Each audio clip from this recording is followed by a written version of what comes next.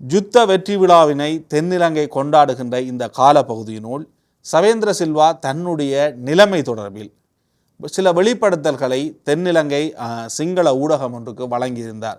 குறிப்பாக தன்னுடைய மகள்கள் வெளிநாடுகளில் வசிப்பதாகவும் அவர்களை வெளிநாட்டுக்கு சென்று தன்னால் பார்க்க முடியாத சூழல் இருக்கின்றது. குறிப்பாக தென்னாசியாவில் இருக்கின்ற சில நாடுகளுக்குத்தான் நான் சுதந்திரமாக பயணம் செய்ய முடியும், உலகத்தில் இருக்கின்ற அனைத்து நாடுகளுக்கும் எண்ணினால் சுதந்திரமாக பயணிக்க முடியாது, ஏனெனில் அவ்வாறான பயணங்களை நான் மேற்கொள்கின்ற பொழுது என்னை கைது செய்வதற்கான வாய்ப்புகள் இருக்கின்றது என்று அவர் குறிப்பிட்டிருக்கின்றார்.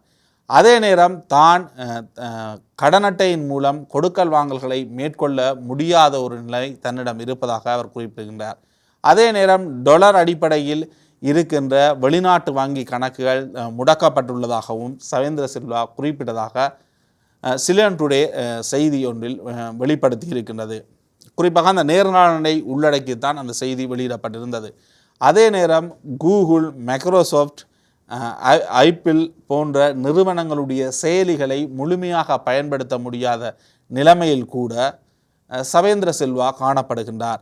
இதனை அந்த நேர்காணலில் அவர் வெளிப்படையாக ஒத்துக்கொண்டிருக்கின்றார். குறிப்பாக ஐக்ளோட்டில் தான் பாஸ்வேர்டை கொடுத்து அங்கால் செல்வதற்கு முயற்சித்த போது தன்னை தடுத்து நிறுத்தியதாக அவர் குறிப்பிடுகின்றார்.